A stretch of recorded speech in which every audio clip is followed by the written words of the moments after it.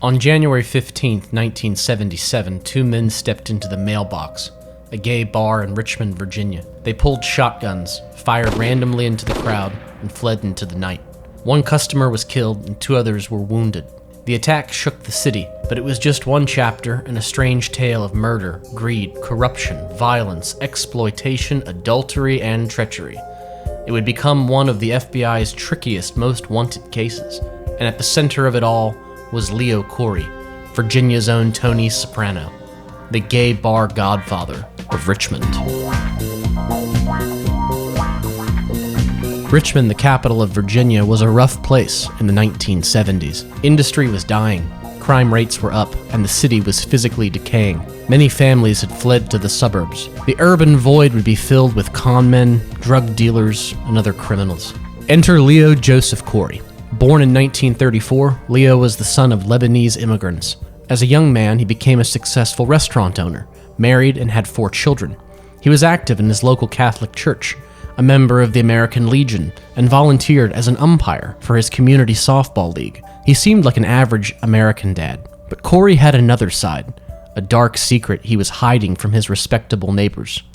Leo Koury was a kingpin of the Richmond underworld. Koury got his start as a card shark. This hustle was lucrative, and he was soon known as the sharpest cheat in Virginia. Gamblers would say, "You can't play cards with Leo. You can't win." His criminal activities expanded to loan sharking, illegal drugs, insurance fraud, and other scams. By the early 1960s, Koury bought a Richmond restaurant called Smitty's. He renamed the place Leo's, and by the 1970s, it had become a popular gay bar.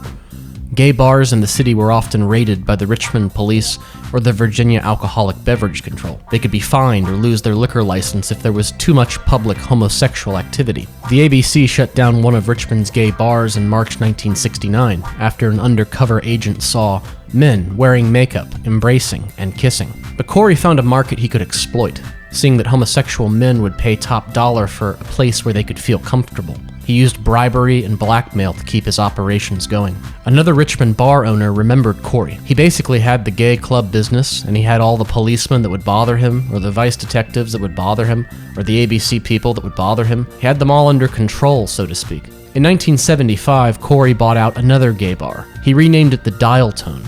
The gimmick was that each table had a working phone so customers could call people at other tables. He would grow to have 4 gay bars in his Richmond empire. Koury looked the part of an East Coast gangster. He was balding, overweight, and diabetic. He was married, but had many girlfriends. Even though he ran a bunch of gay bars, Koury was straight. I'm not a homosexual. Tell him to get that right. Now that's going out on the TV. On the outside, Koury was friendly and charming, but underneath, he was fiercely competitive and violent. In February 1975, a rival bar called the Cha-Cha Club opened. With a big dance floor and live DJ spinning records, it tried to be Richmond's own Studio 54. Koury's usual customers started going there instead, so Koury tried to buy out his competition. He invited one of the co-owners, Ray Bentley, to make a deal. Bentley remembered the meeting. He's sitting in the back at the poker table with 3 big burly guys. He had a big bank bag stuffed with money. I have no idea how much it was, could have been $50,000. Bentley rejected the offer. Koury told him to think very carefully about it. In the meantime, Koury sent his goons to start fights at the Cha-Cha Club, shoot out the windows, and terrorize patrons. That March, Koury sent a message to Chuck Kernigan, the bouncer from the Cha-Cha Club, to talk about a truce. Kernigan foolishly went to Koury's home, where he was shot to death and his body shoved in a trunk. The trunk was loaded into a pickup truck and driven an hour outside town. At a remote spot, the killers weighed the trunk down with a bumper from a '57 Chevy and dumped it in the Rappahannock River. The message was clear. Koury wanted the gay bar racket for himself, and nobody was going to stand in his way. There was also a crazy plot to kidnap Richmond tycoon E. Claiborne Robbins. Robbins was the head of A.H. Robbins, the drug company that made Chapstick and Robitussin. Koury and his goons planned to abduct Robbins at his mansion, take him hostage, and demand a hefty ransom. But things fell through at the last minute, and Koury pulled the plug on the job. In 1976, Koury handed one of his bars over to a relative. The name was changed from Leo's to the Mailbox, which gives you an idea of their target audience. But not long after, Koury wanted his business back. Nobody knows what went down, but Koury wasn't happy. On a frosty winter night in January 1977, the mailbox was crowded with customers when two men in ski masks calmly walked through the front door. They pulled out shotguns and fired into the crowd, killing 36-year-old Albert Thomas Jr. Two others were seriously wounded and taken to the hospital. The gunmen were never identified. Fearing more violence, customers stayed away from the mailbox. The FBI quickly suspected Leo Koury was behind the shooting, but didn't have enough evidence to indict him. Koury's inner circle was fiercely loyal, and nobody was talking. In October 1977, Koury ordered his associate, a sheet metal worker and small-time criminal named Eddie Lohr, to pull a hit. The target was Jim Willard, a rival restaurant owner Koury wanted eliminated. Lohr went ahead with the job, but was caught by the police while snooping around Willard's house with a gun. At the police station, Lohr admitted he had been sent to kill on Koury's orders. He also confessed that he was present at Chuck Kernigan's murder, but that Koury had fired the fatal shots. Lohr only helped dump the body out of fear. In exchange for immunity, Lohr agreed to wear a police wire and record his conversations with his boss. This gave the FBI the break they were waiting for. Don't say anything on the phone. I don't care if you believe he's not going to happen. Don't say anything. 1 year later, on Halloween 1978, Leo Koury was indicted on charges of murder, attempted murder, extortion, mail fraud, and attempted kidnapping. But Koury was already gone. He had been tipped off by a friend from within the police department. He fled Richmond the day before, with his latest mistress and $1 million in the trunk of his car. The hunt was on. In April 1979, Koury made the FBI's 10 most wanted list. Police departments across the country were plastered with his poster. A billboard campaign ran for years. The FBI offered a $25,000 reward for information leading to Koury's capture. The case was featured on both Unsolved Mysteries with Robert Stack and America's Most Wanted with John Walsh. About a dozen FBI agents were assigned to head the investigation over the years. The most notable was Agent Jack Colwell. He knew Koury as an umpire from his community sports days. Colwell played left field for the Richmond FBI softball team. He said of the assignment, "I love this case. It's complex. It's interesting. He's hard. He's old. He knows every trick in the book. We're even." Tips came in from all over America. Koury sightings were reported in Chicago, Texas, and California. The most promising sighting was in Brazil, but nothing came of it. The FBI staked out carnivals up and down the East Coast, in case Koury had turned carny. Agents trailed Koury's relatives in Lebanon. One letter to the FBI claimed Koury was working as a dentist in Los Angeles. Agent Colwell was not convinced, remarking, "Give me a break. Leo Koury, a dentist? The only thing he'd drill you with is a .38. Another offer came from a psychic detective in Florida, who said he could find Koury by contacting the dead. This lead was not pursued, at least not officially. Well, you see, that's another reason I can't help you catch this guy. I might adversely affect the fate of the future. In 1986, a Koury associate named Linwood Redford approached the FBI to share information, but suspiciously died before authorities could interview him. The coroner ruled the fatal gunshot wound was self-inflicted.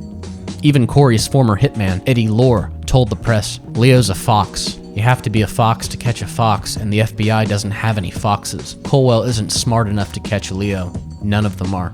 Regardless, Leo Koury was gone, and so was the world where he once thrived. Disco died, Studio 54 closed. The freewheeling gay bar culture of the 1970s came crashing down with the AIDS crisis of the 80s. 12 years would pass, and the FBI was no closer to finding their man. They had spent around $1 million on the investigation. Agent Colwell remarked, "This has been a bastard case. It deserves a good shake." The shake would come from an unexpected place. In June 1991, a middle-aged man named William Franklin Biddle checked into a hospital in San Diego, California. He had severe diabetes and high blood pressure. His health was failing, and he died of a stroke the next day. Nobody came to claim the body, so the city had to deal with the burial. Biddle was an obese 56-year-old convenience store clerk. According to the dead man's boss, Biddle was an orphan who joined the army and fought in the Vietnam War. The story was that he was retired, collected a small pension from the Red Cross, and worked part-time at the store to cover his rent. Biddle was incredibly private about his life, but he was social with customers, speaking fluent English, Spanish, and Arabic. He was a generous man who shopped for elderly neighbors and always gave money to people who were hard up. He was a devout Catholic who went to Mass every Sunday. The dead man's next-door neighbor remembered him. He was just a big, fat, heavy man. Very nice. Everybody who met him liked him, all the kids and everybody. The city of San Diego tried to track down Biddle's relatives. That's when things got strange. There was nothing on this man. He didn't own a car or even have a driver's license. The US Army and Red Cross had no record of him. Even his background was confusing. Where was he from? Was he Hispanic, Arab, or just kind of Mediterranean? Nobody knew. Then the phone calls began. Shady voices threatened city officials if they went inside Biddle's house. Authorities opened the apartment anyway, but all they found were sparse, dingy rooms. No photos or mementos, nothing from the man's past. They did find a key to Biddle's safety deposit box, which was stuffed with $25,000. Then another call came into the city office. This time it was from a mysterious man asking about his uncle Koury, who lived in San Diego under a different name because he was wanted by the cops. This was all too strange, so the city called the FBI. Agents immediately took the dead man's fingerprints.